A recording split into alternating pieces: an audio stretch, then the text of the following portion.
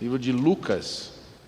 Eu quero ler o versículo 1, 2 e 3 e 4, 1 a 4. Lucas capítulo 1, mesmo assentados, versículo 4, 1 a 4. Diz assim: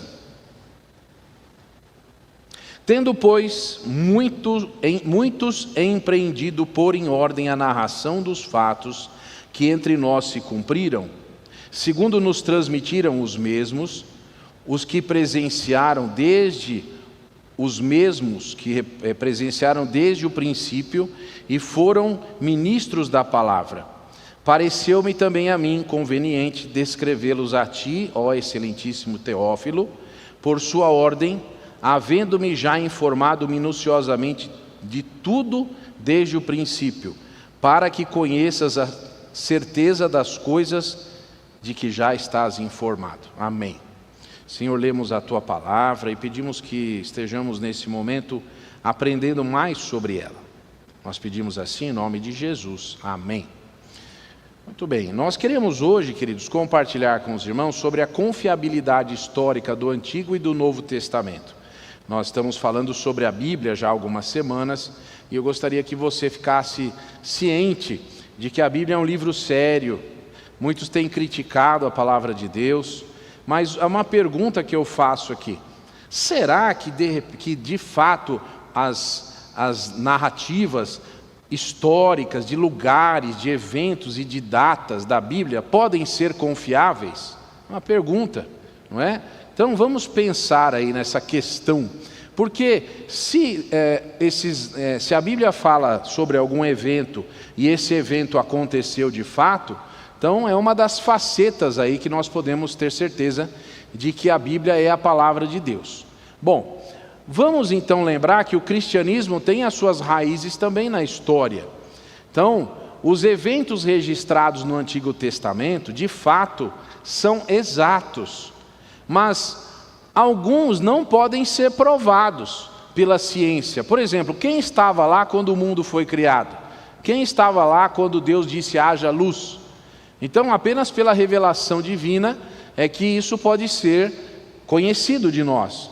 Alguns fatos nós não temos como comprovar, nós temos que crer. Mas essa noite eu quero falar daqueles que podem ser comprovados. E quero dizer que nós vamos tratar hoje, alguns momentos aqui, sobre a cronologia de Israel.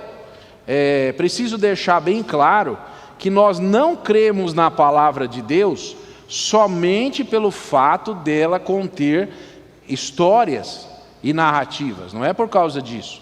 Nós entendemos que ela é inspirada por Deus. Mas hoje nós queremos focar nessa compreensão histórica, em especial a história de Israel, agora nesse primeiro momento. Muito bem, a primeira coisa que eu quero que você saiba e lembre é que nós aprendemos na palavra de Deus que a história do povo de Israel, ela não é uma história, Deus não escolheu, por exemplo, eu vou contar a história de algum povo, deixa eu ver qual, Israel, não é isso. Existe um objetivo. O objetivo da Bíblia, na narração bíblica, é sempre apontar para uma pessoa. Quem sabe qual é essa pessoa? Jesus Cristo. E era desse povo que nasceria Jesus. Então existe uma razão, existe um propósito nessa narrativa, existe um cuidado de Deus nessa narrativa. Por isso que você não pode simplesmente entender a Bíblia como um livro de história. Existe algo por trás disso. Agora, de fato, é preciso ter uma compreensão teológica da história. E as descobertas arqueológicas trazem apoio aos fatos narrados na palavra de Deus, em especial no Antigo Testamento. Agora, há uma coisa que eu quero dizer: a arqueologia não pode ser e não deve ser uma determinante nessa questão da história, uma vez que a própria arqueologia também pode ser colocada em dúvida. Por exemplo, existem falhas às vezes nas escavações, no processo de escavação, existem falhas também na interpretação de alguma coisa que pode ser errônea pela pessoa que está fazendo esse trabalho. E também uma dificuldade de estabelecer uma cronologia. Por exemplo, se você for lá na minha casa depois do almoço, você vai chegar lá na pia, eu acabei de comer, e tem lá o prato, os talheres, né, o garfo, a faca, ainda não foram lavados, entenda o meu exemplo. E o copo. Agora, você não sabe se eu coloquei primeiro o copo, primeiro o prato. Então tem algumas coisas que você sabe que aconteceu, mas não com tanto nível de detalhes assim. Então, nós precisamos ter isso em mente. Agora, que a arqueologia é uma forma de nós elucidarmos alguma coisa, de fato, isso é verdade. E que a arqueologia tem ajudado enormemente na confirmação da historicidade da Bíblia, também é verdade. Hoje nós vamos tratar assim, rapidamente aqui, de 3 períodos históricos, tá bom?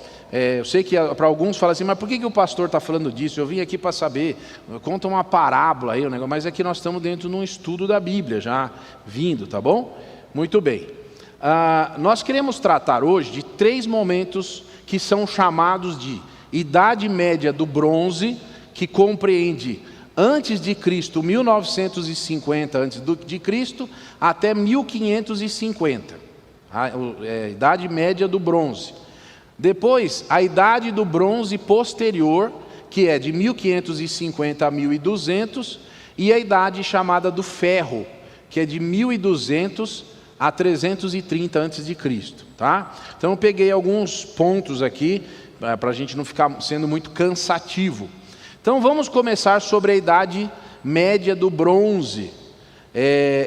Os estudiosos do Antigo Testamento, eles têm ajudado bastante nessa questão. E essa Idade Média do Bronze é onde se encaixa a narrativa de Abraão, Isaac, Jacó, que a gente chama de patriarcas. Então, é muito interessante que essas narrativas do Gênesis têm sido confirmadas arqueologicamente. Isso é muito interessante. Muito bem.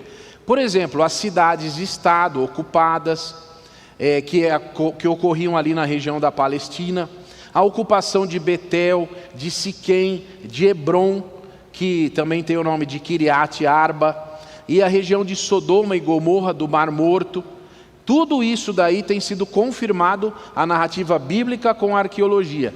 Negueb, o deserto, no sudoeste da Palestina, são encontrados narrativas de rebanhos, e os arqueólogos encontram estas confirmações ali.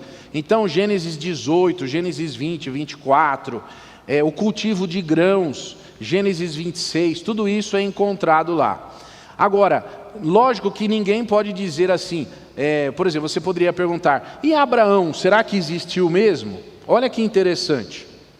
O nome Abraão aparece num texto de Dilbat, da época, com o nome de Aban-Ramá.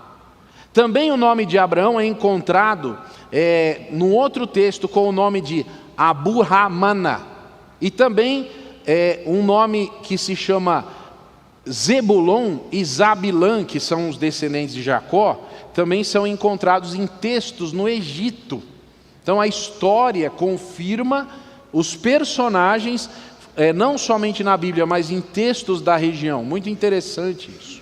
Então nós podemos ter certeza que os personagens de fato existiram. Outros textos, por exemplo, da cidade de Alalá, de Ur, de Ras-Shamra e Nuzi, na Assíria, também tratam dos costumes dos patriarcas. Por exemplo, existem inclusive registros históricos daquela época que era costume que um casal que não tivesse filhos adotasse como um herdeiro um servo, e caso posteriormente eles viessem a ter um filho, aquele servo era deserdado e o filho então passava a ser o seu descendente de fato. Tudo isso registrado de acordo com os costumes que nós vemos na Bíblia. Também nós temos contratos de casamento encontrados da época, onde uma mulher estéril, ela tinha que providenciar uma escrava para o seu marido gerar filho. Isso estava nos contratos de casamento. Os casamentos eram arranjados com propósitos públicos pelos governantes de Ugarit e Cnatna, como também os reis egípcios como ocorreu, por exemplo, com Sara e com Rebeca, Gênesis 20 e Gênesis 26. A posição especial do primogênito também, a forma de se pedir um noivo, pedir a noiva em casamento, o uso de presentes de noivado também é registrado, a estipulação de contratos de casamento que um homem deveria ter, inclusive registro de contratos de casamento que se um homem casasse com uma mulher, e essa mulher não desse filhos para ele por 7 anos, ele poderia casar com outra. E se essa não desse filhos mais 7 anos, ele poderia casar com outra. Não estou falando do texto bíblico, estou dizendo que existiam contratos assim da época. Isso corrobora muito com as histórias de Gênesis. Os historiadores desdenhavam da Bíblia sobre os patriarcas e sobre Gênesis, como se fossem criações artificiais de uma narrativa que nunca existiu. Mas hoje tem sido comprovado isso através de estudos. Até mesmo a monarquia de Israel, irmãos, eu me lembro uma vez, eu era adolescente ainda, tinha uma revista que chamava Super Interessante aqui no Brasil, acho que alguém já ouviu falar, e já deve ter lembrado dessa revista, que é os mais antigos, e colocou-se em dúvida a existência de Davi, de se ele foi rei mesmo, os historiadores ali dizendo que isso nunca aconteceu, mas hoje tem sido provado que descobertas arqueológicas encontraram, inclusive quando eu fui para Israel em 2012, estavam escavando e tinham encontrado o palácio de Davi ali. Eu vi com meus próprios olhos, as paredes do palácio estavam sendo escavadas naquela hora que eu estava lá. Começaram as escavações de 2009 e 2012 ainda estavam encontrando os pratos, vasos daquele tempo do rei Davi. Então, muito interessante que a arqueologia tenha ajudado muito. Agora, a idade do bronze inferior, que é a partir de 1550 até 1200. Bom, acontece que quanto mais perto vai ficando, mais fácil vai também ficando para a arqueologia, enquanto datação. Então, a arqueologia pode confirmar a conquista de Israel na terra de Canaã. A Bíblia, ela registra que foi Josué que conquistou com os seus exércitos ali, através de uma série de batalhas. E muitas pessoas, olha só que interessante que eu vou dizer, pessoas que são chamadas de liberais, que já expliquei aqui, que não acreditam na literalidade da Bíblia, eles mudaram os textos da Bíblia em algumas traduções, porque não tinha comprovação de que Josué, histórica, tinha realmente conquistado. E depois eles tiveram que voltar atrás nas próprias mudanças que eles fizeram na Bíblia, porque ficou comprovado que ele tinha feito isso daí, que Josué tinha tido essas batalhas. Escavações nas cidades de Betel, Laques, Debir, mostram que a Bíblia estava correta. Canaã foi de fato conquistada. E esses lugares revelam batalhas e destruição de cidades e outras cidades colocadas sobre as antigas. Então tudo isso com evidências arqueológicas. Por isso nós temos assim uma tranquilidade no tempo de Josué, historicamente o que a Bíblia comenta. Agora no tempo da idade do ferro, que idade é essa daí? 1200 a 330 a.C. Bom, quanto mais perto fica, melhor ainda, porque agora vai se encontrando mais evidências ainda. Então as narrativas do Antigo Testamento, elas têm mais abundância nesse período. Uma estrela gravada de Ben-Hadad, encontrada em 1940, num lugar na Síria, forneceu uma confirmação exata de 1 Reis 15:18, que eu não vou ler aqui, mas exato. Tudo isso daí confirmado. Uma pedra moabita foi encontrada em 1868 e diziam que Onri de Israel, que reinou de 1880 a 1873, nunca teria existido. Mas encontraram esta pedra moabita com registro das nações vizinhas a respeito da existência desse rei. Nessa época também, há registros assírios, escrito assim, Bit Humri, que significa casa de Onri, que existiu. Os sucessores de Onri eram conhecidos como Mar Unri, ou descendência de Onri. Acabe, o israelita, que nós estudamos, por exemplo, sobre Jezabel, Elias, foi mencionado numa inscrição monolítica de Salmaneser III como um líder de um exército. Então Acabe também consta registro. Em 1956 foram encontradas 4 tabuinhas, assim ditas, das crônicas babilônicas, que estão hoje no Museu Britânico. E essa descoberta forneceu uma confirmação extra-bíblica da cidade de Jerusalém, que foi tomada em 1597 a.C. Isso está registrado em documentos da Babilônia. Em 1601 também foram registrados históricos sobre pesadas perdas de ambos os exércitos, do Egito e da Babilônia. Esse material confirma que, de fato, Jerusalém foi conquistada pela Babilônia em 1597 e novamente em 1587 a.C. Muito interessante isso. Em 1 Crônicas 5:26, está escrito que Deus incitou o espírito de Tiglat-Pileser, o rei da Síria, que também lá é chamado na Bíblia de Pul, P-U-L. Mas acontece que os historiadores falaram assim: esse nome não é possível, esse nome não existe na linguagem assíria, então isso é uma mentira. Acontece que depois foram descobertos documentos que o rei se auto-intitulou com um nome estrangeiro para não ferir os costumes e cultura do povo onde ele era rei. Então, o nome dele ficou na história registrado como Pulu, que confirma a Bíblia. O nome então de Tiglat-Pileser, quando se tornou rei da Babilônia. E ele então mudou o nome para não ofender o povo da Babilônia, confirmando a palavra de Deus, porque o nome parecia estranho.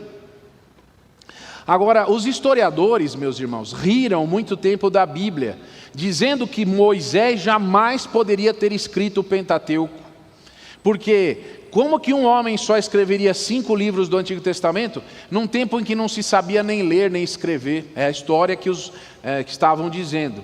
Acontece que isso daí era um consenso, mas quando eles foram estudar esse período histórico, eles viram, através de descobertas arqueológicas, que era costume registrar a história dos povos naquela época, não só pelo povo de Israel, mas também por outros povos.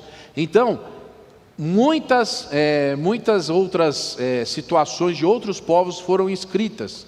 Então, muito antes do fim do 2º milênio antes de Cristo, por causa de precisão do comércio e necessidade de comunicação, existia uma propagação na forma da escrita. Então nós temos, por exemplo, o tempo de entrada dos hebreus em Canaã, no final da Idade do Bronze, e tudo isso poderia ter sido confrontado, mas tudo já estava sendo colocado pelas outras nações. E eu quero dizer uma coisa: existiam 5 métodos diferentes de sistema de escrita usado por mais de 8 línguas da época, não só os hebreus. Nós temos, por exemplo, os hieróglifos egípcios. Você nunca viu uma foto lá daquilo? Você viu já com a precisão, a beleza que aquilo é escrito? Aquilo é produzido? É de tempos anteriores ao povo de hebreu ir lá para a terra. Inclusive, o próprio Moisés viveu 40 anos lá. Por que os historiadores criticam que não se escrevia? No Egito tem escrita. Os hieróglifos. Também a escrita silábica na cidade de Biblos, onde inclusive vem o nosso nome Bíblia, que vem da biblioteca. O proto-hebraico já era usado em Laques e Razor. O acádio da Mesopotâmia, cuneiforme, também nós temos vários documentos encontrados, em pedras inclusive. E a escrita alfabética ugarítica, que também é encontrada em Bet-Semes. Então, é uma crítica totalmente infundada.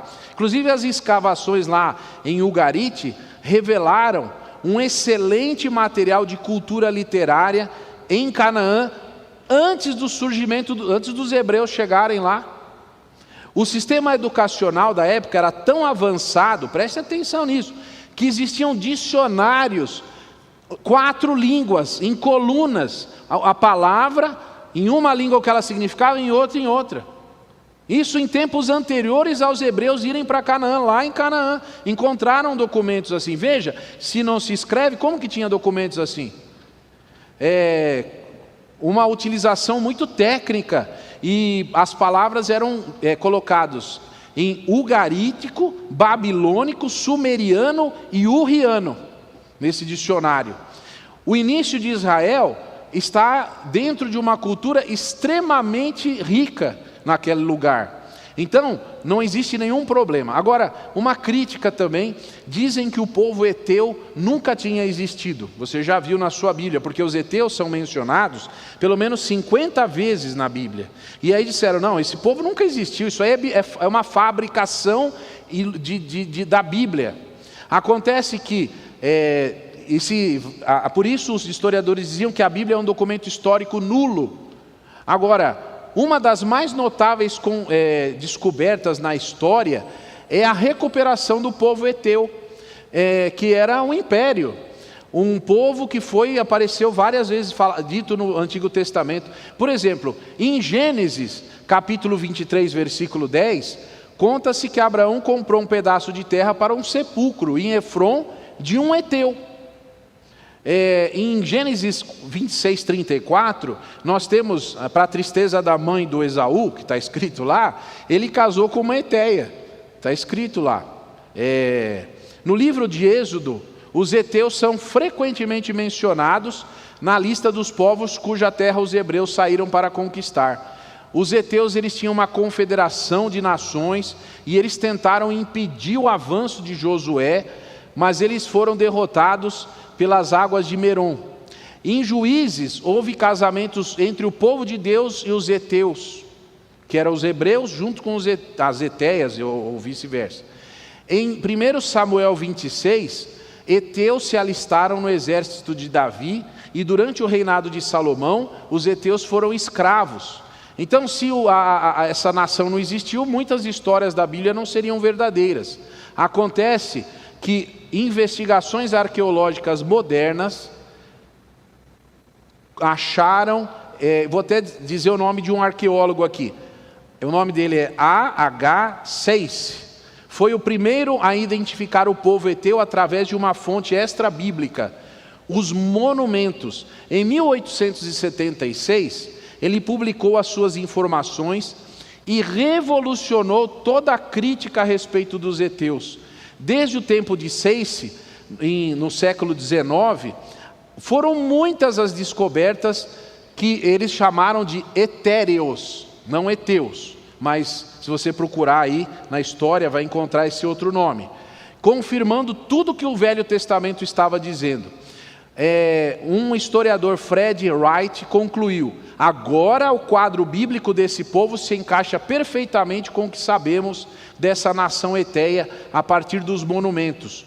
Como império, eles nunca conquistaram a terra de Canaã propriamente dita, embora as tribos heteias locais estivessem estabelecidas ali desde muito cedo.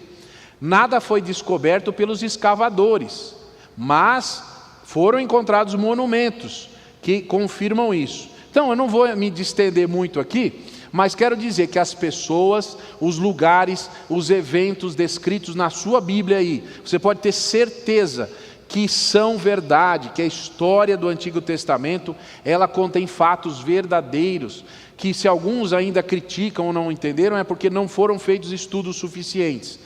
Inclusive hoje em dia, críticas têm sido feitas a respeito da Bíblia por pessoas ignorantes, não conhecem os achados arqueológicos.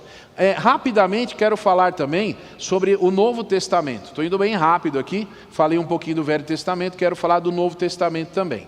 O Novo Testamento é principalmente um registro da obra salvadora de Jesus Cristo, Filho de Deus vivo. Não é um registro histórico, necessariamente, mas o Novo Testamento também trata de história e é confiável. Eu quero dizer para você, eu li Lucas aqui, de propósito, no início do nosso culto e também no início da mensagem. Lucas, meus irmãos, ele as pessoas criticam a palavra de Deus, mas uma pessoa séria deveria classificar Lucas como um excelente historiador. Porque ele se preparou, ele escreveu, ele ajuntou, ele organizou as coisas em ordem cronológica. Ele inclusive escreve o livro de Lucas, depois escreve o livro de Atos. E uma leitura acurada vai mostrar que você pode ter confiabilidade em tudo isso daí que ele falou. E ele é um excelente historiador, o Lucas. Ele deveria ser colocado como um dos melhores historiadores da nossa raça humana. Os detalhes, os limites nacionais, as estruturas da Ásia Menor. Por exemplo, vou dizer para vocês, em Atos 14, de 1 a 6, está dizendo assim, que essa passagem diz que Listra e Derbe eram vinculadas a Licaônia, aí tenha lá, você tem Icônio, tá bom? Então Listra e Derbe eram vinculadas a Icônio. Os historiadores disseram, isso nunca aconteceu. E nós achamos documentos que comprovam que nunca estariam vinculados a isso. Mas, depois documentos foram encontrados em 1910, pelo Sir William Ramsay, que ele descobriu documentos do século I, dizendo que, na verdade, não era da Frígia, mas era de fato vinculado a Icônio. Tudo isso daí documentado. Então, simplesmente, como por exemplo, nós temos aqui no Brasil, vou dar um exemplo parecido. Quem é mais antigo sabe, tem Mato Grosso e Mato Grosso. Mas o Mato Grosso do Sul, para quem é mais antigo, sabe que era vinculado a qual estado? Mato Grosso. Não era o Mato Grosso e Mato Grosso do Sul, um estado só. Agora, se você vai no mapa e pega, você não está falando a verdade. Aqui não é Mato Grosso, aqui é Mato Grosso do Sul. Calma, mas que tempo que você está falando? Porque é isso que às vezes as pessoas criticam e não entendem. Outra questão também, muito criticada, que não tem onde encontrar isso daí, que é mentira, é o próprio, que diziam que era mentira, é o próprio censo registrado em Lucas. Os críticos do Novo Testamento negavam a veracidade histórica do censo romano registrado na sua Bíblia em Lucas 2. Eles viram isso como uma desculpa inventada para Maria e José estarem em Belém. Então precisava fazer uma adaptação para o nascimento de Jesus dar certo com as profecias. Os escritores do século I, eles diziam que inventaram isso daí. Agora, eu não vou ler aqui Lucas 2, de 1 a 5, mas lá fala sobre esse momento de recenseamento. Por vários anos não houve evidências de um recenseamento naquela época. Jesus nasceu pouco antes do ano 4 antes de Cristo. Então nasceu no ano 0. Olha que interessante. Já conseguiram datar. Um censo de fato foi feito pelo governador Quirino em 6 e 7 depois de Cristo. Então isso dá praticamente 10 anos de diferença. Vocês falaram, mas acontece que depois muitos críticos entenderam que esse era um erro histórico de Lucas, mas foram verificar os fatos e finalmente foi descoberto que Lucas tinha razão, para os críticos assim aprenderem isso. O mestre Gleason R. Archer diz assim: César Augusto, que mandava todo mundo fazer o censo, esse todo mundo, na verdade era todo mundo sob a autoridade romana, e não todo mundo inteiro, o planeta todo. Por isso essa discrepância. De fato, houve um recenseamento e verificou-se que houve outro recenseamento também no ano 8 ou 7, e Flávio Joséfo, que é um historiador, também fala sobre isso. Então, essa discrepância de 10 a 14 anos, que a gente não sabe direito, ela foi observada, mas verifica-se que Tertuliano, em um livro dele, Conta Marcion, que era legendário na Síria, e Quirilius Varus, que era legendário, de 7 a 4 depois de 7 antes de Cristo a 4 depois de Cristo, eles também verificaram que existem registros sobre isso, e Lucas vai dizer que esse foi, se você ver com atenção lá, o primeiro recenseamento. Lucas fala isso. Ou seja, se teve primeiro, teve o quê? Outros. Então, até esse detalhe aí, inclusive Flávio Josefo cita Gamaliel, que é mencionado também em outros textos. Então, verificou-se na verdade que é o seguinte: o Império Romano a cada 14 anos fazia recenseamento, historicamente registrado, batendo exatamente as datas ali. Um outro detalhe muito rapidamente é sobre o sepultamento de Jesus Cristo, mudando um pouco de assunto. O Novo Testamento diz que o sepultamento de Jesus Cristo foi feito no Monte Calvário. E em 135, todo esse lugar foi profanado, estragaram tudo, estragaram tudo ali. No século IV, Helena, mãe de Constantino, ela foi até aquele lugar e ela construiu lá a igreja chamada do Santo Sepulcro. As escavações ali ao redor daquela localidade ajudaram a demonstrar que esse templo se encontrava fora dos muros do templo, no tempo de Jesus. Poços escavados na igreja provam que a área foi utilizada como pedreira e ficava, portanto, fora dos muros. E essas escavações foram feitas em vários lugares adjacentes ali. Então, em 1954, alguns anos atrás aqui, que alguns já até tinham nascido, foi encontrado um resto de uma estrutura constantiniana original. E em 1975, encontrou, perto da capela de Santa Helena, um lugar onde tem um quadro de um navio romano da época, encontrado ali. E então o lugar da verdadeira sepultura de Jesus é difícil de dizer, mas foram encontrados armas romanas, foram encontrados lugares onde peregrinos cristãos há muitos anos atrás, depois de Cristo ter ressurreto, estavam ali.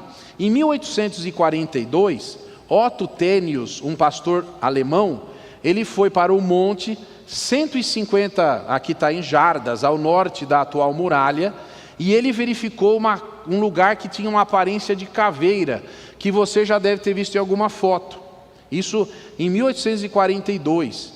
Então esse monte ficou popularmente conhecido como Monte Calvário. E ele foi dado esse nome pelo general Gordon, em 1883. Então, ali perto tinha uma estrutura em um jardim e um buraco numa cova. Um buraco de uma caverna ali, que entendem que foi lá que foi sepultado o nosso Senhor. E você já deve ter visto fotos desse lugar. Então, tudo muito documentado e localizado. Bom, terminando. Evidências arqueológicas da Bíblia, com lugares e datas, podem ser tidos como afirmações verdadeiras. Por quê? Porque além de tudo, além de estar registrado, na sua Bíblia está escrito que tinham testemunhas oculares dos fatos, com o nome deles, principalmente no Novo Testamento. Então você pode ficar tranquilo quanto a isso. Então, existe uma exatidão em tudo aquilo que foi colocado na sua Bíblia. Se você aceita que Jesus Cristo é o Senhor, e ele não contestou nenhum desses textos aqui, você vê que Jesus sempre corroborou com o que você tem na sua Bíblia aí. Então, através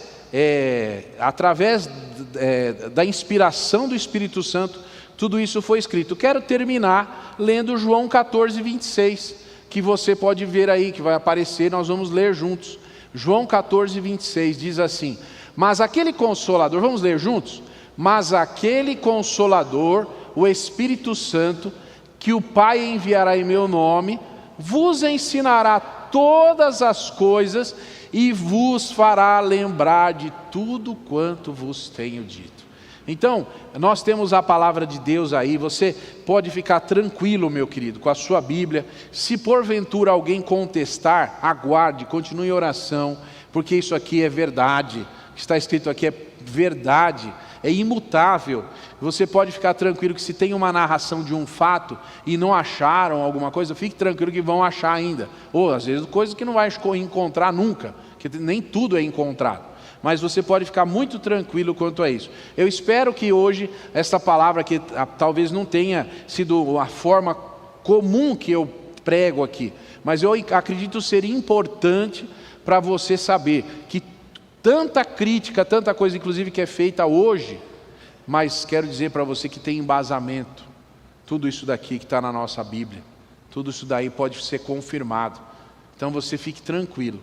Eu quero terminar esse culto agradecendo a Deus pela sua palavra, agradecendo a Deus porque tudo isso foi registrado para nós, preocupação do Senhor, deixar tudo isso para nós. Você leia a sua Bíblia, deixa ela falar com você, deixa a palavra de Deus falar ao seu coração. Leia a Bíblia todos os dias, ore, se envolva com a palavra de Deus. Deus estará fazendo uma obra maravilhosa na sua vida. Vamos orar. Senhor, queremos te agradecer pela tua palavra, agradecer porque o Senhor tem tido tanto cuidado, em tanta exatidão, tudo que o Senhor coloca, as datas, eventos, lugares, reis, nomes, tudo isso.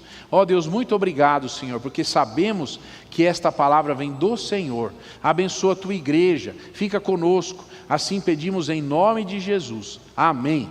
Vou convidar você a ficar de pé. Nós vamos cantar agora o hino 214 do HCC. Muita alegria para encerramento do nosso encontro de hoje. Que Deus abençoe sua vida. Vamos cantar.